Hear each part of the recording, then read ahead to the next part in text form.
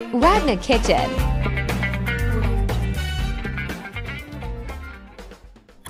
আসসালামু আলাইকুম গাইস। তো আজকে আমি তোমাদের সাথে শেয়ার করব ট্যাংরা মাছ দিয়ে লাউয়ের ছিলকা, পটল, আলু, গাজর এর একটা ভাজি রেসিপি।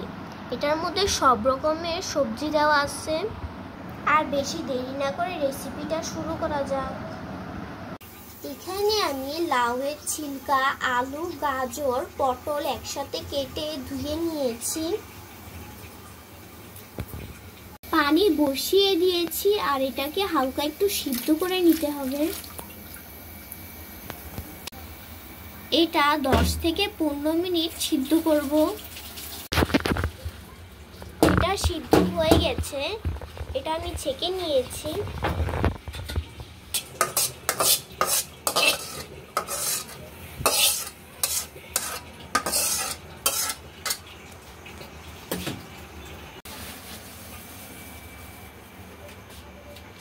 এখানে আমি ট্যাংরা মাছগুলোকে ধুয়ে নিয়েছি আর এখন হলুদের গুঁড়া দিচ্ছি, লবণ দিয়ে এগুলোকে মাখিয়ে নিতে হবে।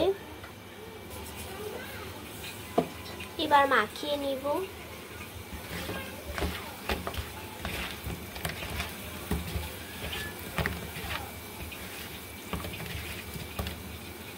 একদিকে আমি কড়াই বসিয়ে দিয়েছি, তেল দিচ্ছি। এখন মাছগুলোকে ভেজে নিব। মাছগুলো এখন দিয়ে দিব।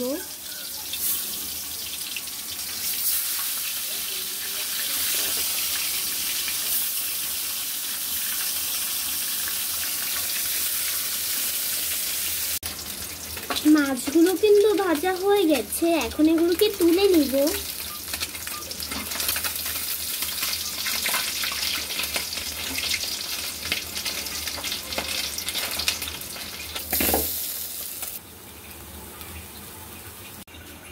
এখানে আমি রসুন আর পেঁয়াজ একসাথে কেটে নিয়েছি, এগুলোকে দিয়ে দিচ্ছি।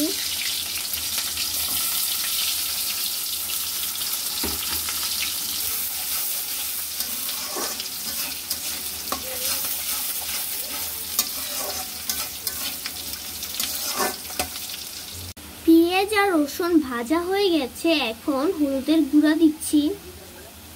এক এক করে সবগুলো মশলা দিয়ে দিব। ধনিয়ার গুঁড়া, মশলাটা পুড়ে না যায় তার জন্য একটু পানি দিয়ে দিব।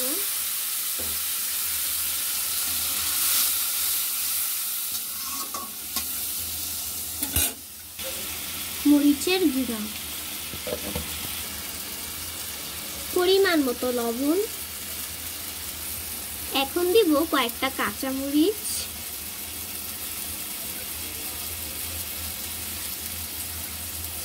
টমেটো,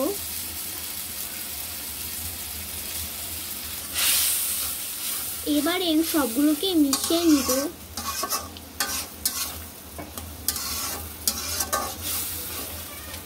যে সবজিগুলোকে কেটে রেখেছি আর সিদ্ধ করেছি এগুলোকে এখন দিয়ে দিব।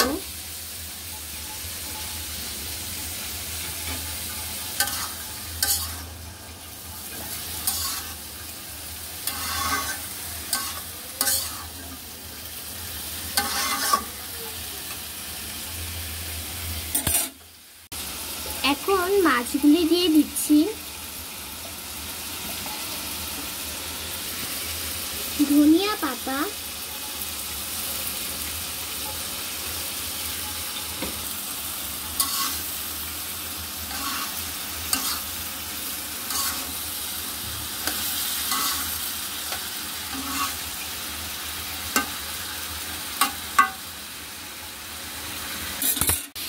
আমার ভাজিটা কিন্তু তৈরি হয়ে গেছে। এবার অন্যটা পাত্রে তুলে নিব। খুব সহজে কিন্তু তৈরি হয়ে গেছে আমাদের ট্যাংরা মাছ দিয়ে লাউয়ের ছিলকা, পটল, আলু, গাজর এর রেসিপি। এটা একটা ভাজি তৈরি করেছি, এটার মধ্যে সব রকমের সবজি আছে। এটাও খুবই পুষ্টিকর একটা খাবার। আপনারা এটা বাসায় অবশ্যই বানিয়ে খাবেন। আর আমার এই রেসিপিটা বানিয়ে খেলে আপনাদের আরও ভালো লাগবে, অনেক মজা হয়েছে। আজকে রেসিপিটা কেমন হয়েছে তা অবশ্যই কমেন্ট করে জানিয়ে দিও। যদি রেসিপিটা ভালো লাগে তাহলে ভিডিওতে একটা লাইক দিয়ে দিও আর সাবস্ক্রাইব করে পাশে থেকো এরকম মজাদার রেসিপি দেখার জন্য। আল্লাহ হাফেজ।